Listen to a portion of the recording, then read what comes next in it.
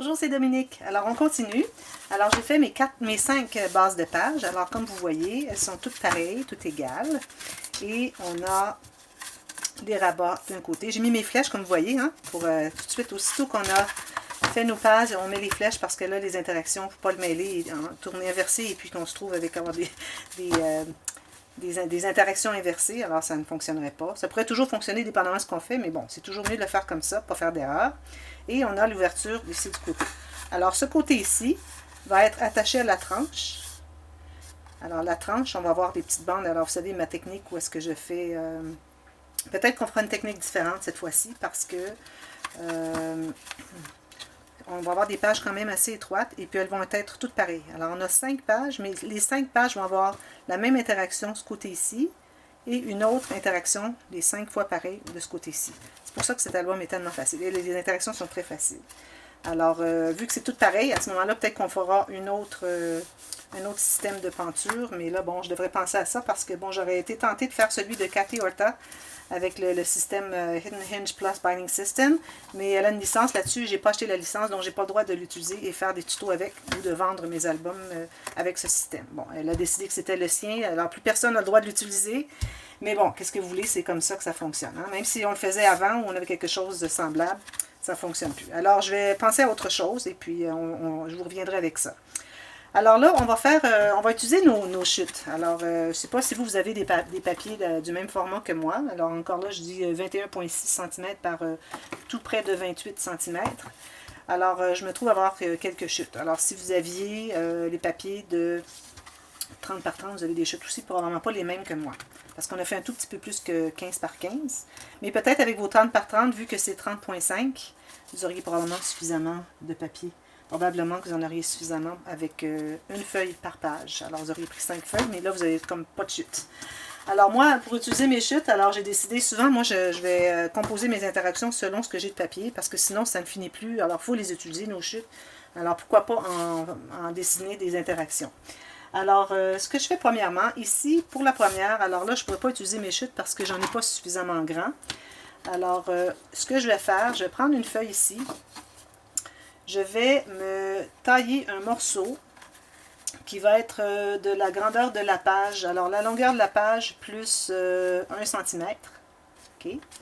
Alors, ici, je calcule exactement 17. Alors, là, on a vraiment 15,5. Non, attendez un petit peu là. Vous avoir 15, hein? 15,2. Alors, si vous faites 16,2, ça va être correct. Alors, on va aller à 16,2. Ça me donne ici. Comme ça. Parfait.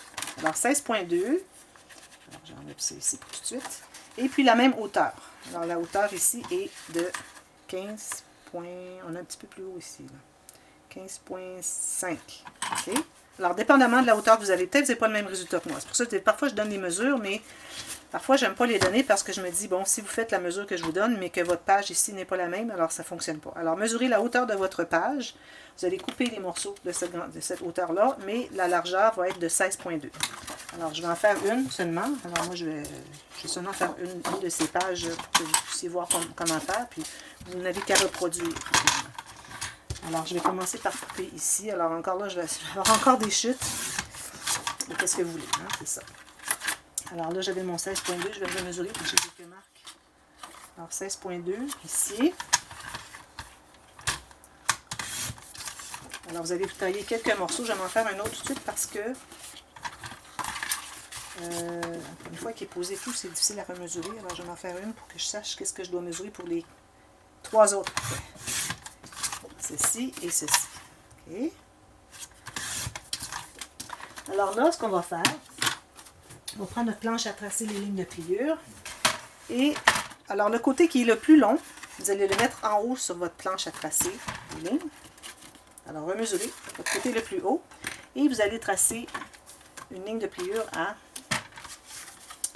Alors, ma trace, elle est ici. Bon, alors, je vais me remesurer. Alors là, ici, on va se tracer une ligne de pliure à... On va se laisser environ 2 ou 3 mm ici. Alors, on se fait une trace à la fin de notre... ici. Alors, ça va nous laisser un petit espace d'environ un petit peu moins qu'1 cm. 9 mm. Je m'en viens bonne avec les mesures en centimètres. Alors, c'est 3/8 de pouce, 9 mm, tout simplement. Alors, on peut faire une autre petite ligne tout juste à côté. Oui, tout juste à côté, je dirais 2 mm à côté. Alors, on a 2 lignes de pliure.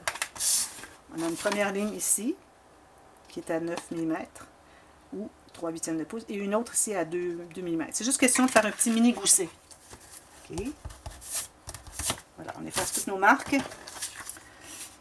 Ensuite, on va plier les 2 lignes de pliure. Celle-ci, ensuite la deuxième. Comme ceci. On va aussi biseauter. Oui, mon ciseau. On va biseauter juste les petits coins, mais là, il ne faut pas biseauter les goussets. Alors ça ici, on appelle ça un gousset, pour ceux qui n'ont pas vu encore. Alors, on ne doit jamais toucher au gousset. Le gousset doit toujours être égal à la page ou à la pochette ou quoi que ce soit, la mesure qui est ici, à moins qu'on fasse un autre pli ici. Et puis, on ne fait que biseauter un tout petit angle. Alors, allez pas avec un gros angle comme ça, là, vous allez perdre de l'espace. Alors, tout juste un petit peu, même si je l'ai fait beaucoup, je trouve. Alors, l'idéal, c'est vraiment environ 1 mm ou 2 maximum de la longueur ici, qu'on biseaute. OK? Alors, on va le coller ici. Je suis souvent arrêtée pour faire uploader sur YouTube mes vidéos, tout ça, puis je me ramasse que j'oublie toujours de mettre mon bouchon, et puis ça sèche, et puis là je suis prise. Mais bon, c'est pas grave, regardez. Alors là, je vais enlever l'excès, parce que parfois on a trop de colle. Alors là, on va le coller sur le côté ici, à gauche. Alors quand vous collez, pour ceux qui n'ont pas fait encore, alors vous devez, la ligne qui est la plus loin, alors vous devez voir votre gousset ici. Alors vous collez toujours sur le côté et il faut vous assurer que vous soyez bien droit ici. Alors il ne faut pas que ça soit plus haut ou plus bas, c'est vraiment égal en haut et en bas. Et puis ici, on voit le gousset ici. Je la colle. Alors il faut le voir. Parce que si on ne le voit pas, ça veut dire qu'on l'a collé. Alors si on l'a collé, c'est comme s'il n'y avait pas de gousset. Alors c'est inutile. Alors là, on a un petit gousset pour pouvoir se permettre d'avoir une pochette à l'intérieur. Ensuite, parce que j'ai des scraps comme ceci, alors là, j'aurais envie de mettre un fermoir avec un aimant. Si vous ne voulez pas mettre de fermoir avec un aimant, vous n'avez qu'à le laisser comme ceci, ça va. Quand vous allez ouvrir votre album, c'est comme si c'était une page qui s'ouvrait, une autre page qui s'ouvrait, et une autre page, il va en avoir une autre. Ça peut être comme ça peut être comme ça, comme vous voulez. Et puis, si vous ne voulez pas l'utiliser d'aimant, vous faites juste ça. Alors, moi, je vais utiliser des petits aimants parce que j'aime ça. Surtout que là, je vais utiliser mes petits, alors ça ne me fait pas trop coûteux. Alors, je vais me couper une petite bande. J'utilise mes scraps. Alors, une petite bande comme ceci. Là, ce que je vais faire, je vais me faire une ligne de pliure. Alors, moi, ma bande, je vais vous la mesurer si vous voulez, mais c'est vraiment aléatoire. Alors, 4 cm par 5,5. Je vais me faire une petite ligne de pliure environ 1 cm. Et puis une autre à 2 mm, comme on a fait ici, la même largeur que celle-là. Alors j'ai mon morceau ici, 5,5 par 4. J'ai 1 cm ici, puis une autre à l'intérieur ou à l'extérieur, c'est pas de différence, à 2 mm. Alors je vais plier les deux. Alors ça, c'est mon petit rabat qui va avoir les mains. Alors sur la petite portion qui est ici, on va mettre la colle. Et on va coller, on peut centrer, alors chercher le centre, idéalement.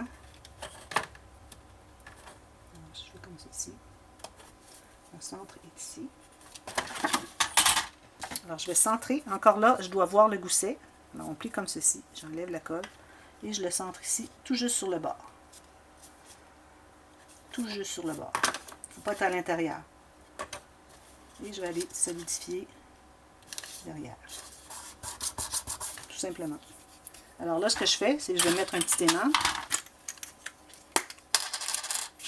Alors, je vais en prendre deux. Ceux-là sont très petits. Mais quand même, ils performent bien. Pour juste un petit rabat comme ça, quand il n'y a pas de tension dessous, c'est parfait. Alors là, je vais me prendre du ruban collant à deux faces. Parce que les autres, ils ne sont pas pré-encollés. Alors, je vais mettre un petit ruban. Ici, il faut toujours laisser au moins 1 cm d'espace ici. Parce que quand vous allez arriver pour coller votre papier design, il faut que vous soyez capable de le coller ici. Sinon, s'il est trop sur le côté, on n'arrive pas à coller, puis on voit l'aimant quand on regarde de profil ici. Je ne sais pas si vous voyez. Oui. Ensuite, ce que je fais, c'est que je vais plier comme ceci. Je ne suis pas certaine d'être bien au centre, là.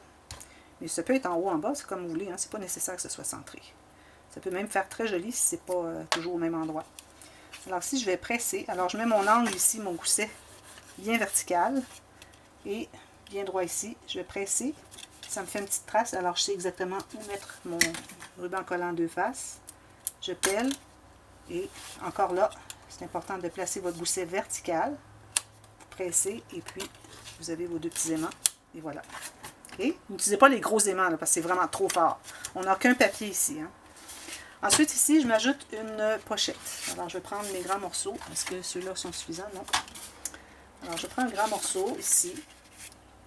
Alors là, ça peut être n'importe quelle hauteur que vous voulez. Alors ici, je vais me calculer 1 cm en haut. Je me fais une marque. Je dois faire mon pli. Une autre ici. Et encore 1 cm. Alors, je vais tout simplement couper ici. Tracer mes lignes de pliure vis-à-vis mes marques. Ici et puis ici. Alors, je vais effacer mes marques.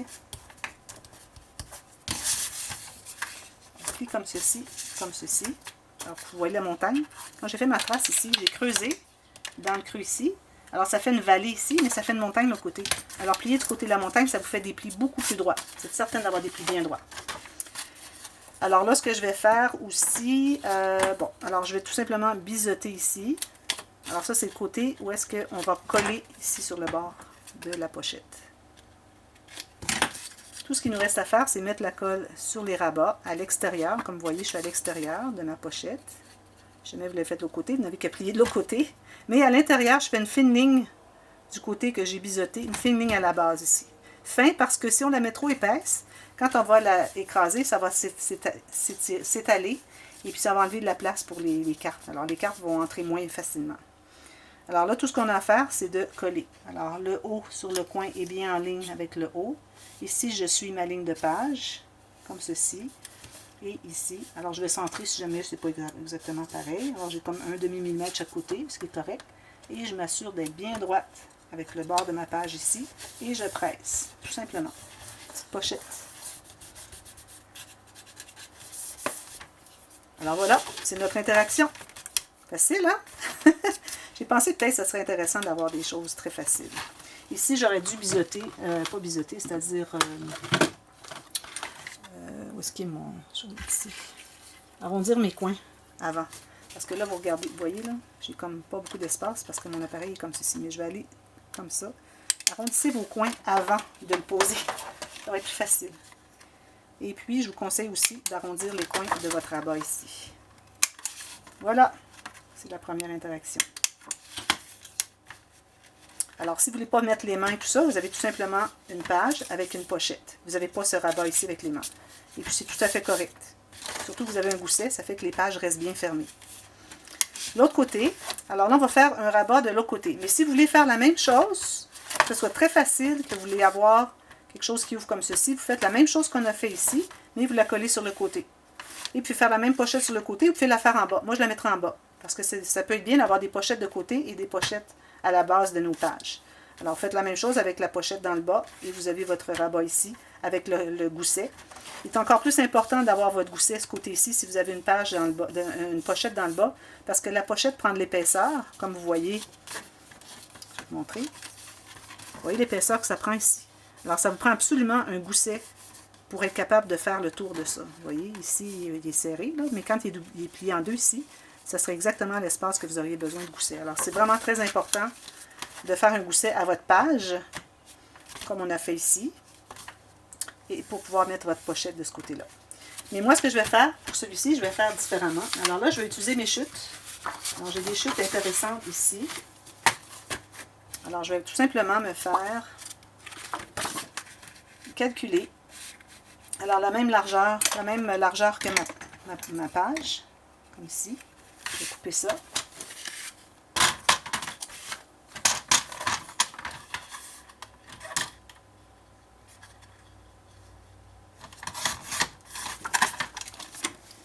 Et puis, je me fais une ligne de couture à environ 6 mm Alors, un quart de pouce, tout simplement. Je biseaute. Oh non, excusez, il faut faire faut se faire un petit gousset, j'ai dit. Alors, un autre gousset de 2 mm, comme ceci. Vous allez plier tout ça, les 2 plis.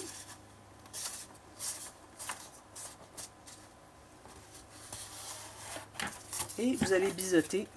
Alors, ne biseautez pas dans le gousset, tout juste la couture ou ce qu'on appelle le rabat de collage ou la bande de collage, comme vous voulez. Alors, voyez, on a le gousset ici et on a notre bande de collage. Il nous reste seulement qu'à la coller. Alors, moi, je la colle en haut, mais je vais arrondir mon coin ici.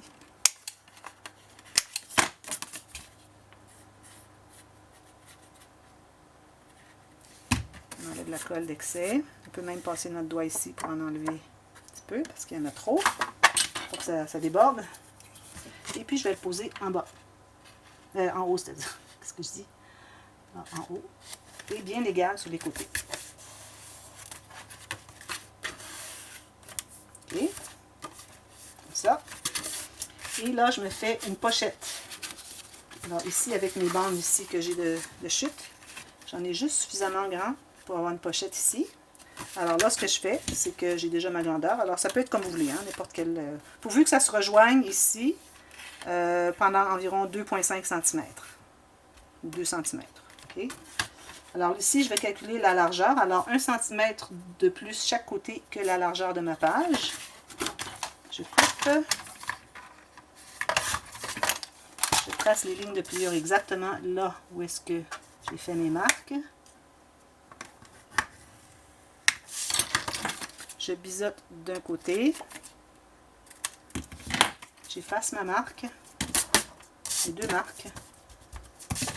Je plie vers la montagne, comme ceci. Je mets la colle. Est-ce que je vais avoir accès? Oui.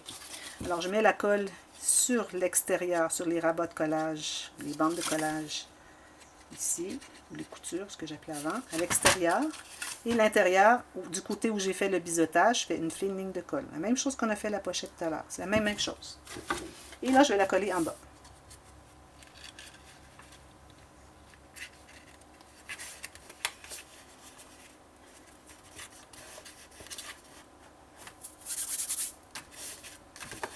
Comme ceci et ceci.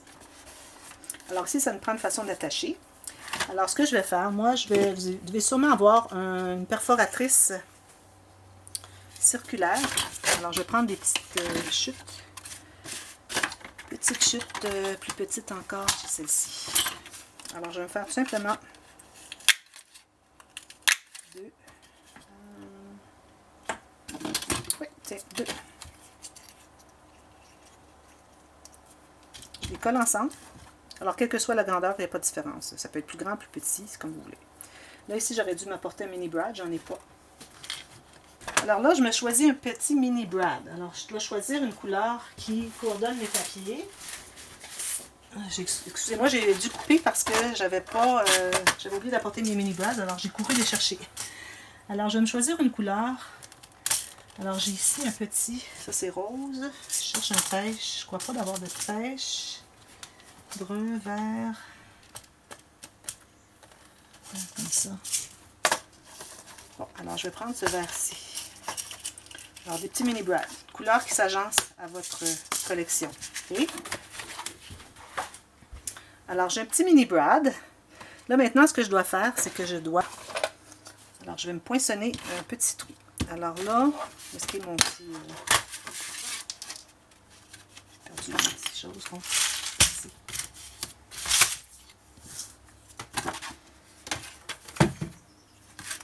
Alors là, ici, on va poinçonner tout simplement un petit trou au centre. Alors, on peut faire au centre si on veut avoir une attache enveloppe avec une petite ficelle. Ou on peut faire, pas au centre, si on veut faire un onglet rotatoire. Un onglet rotatif.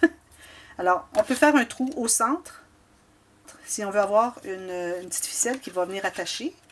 Ou bien, et puis la ficelle va être attachée dessous le papier design ici. Ou bien, on fait un onglet rotatif. On fait le trou plus bas. Alors, comme ceci. Alors, je fais un onglet rotatif. Bon. Alors, tout ce que j'ai à faire, c'est de mettre mon mini ride. Mais là, il faut le mater avant. Alors là, c'est juste pour vous expliquer comment faire, même que peut-être je vais vous revenir avec la technique, comment le faire. Et puis là, il faut...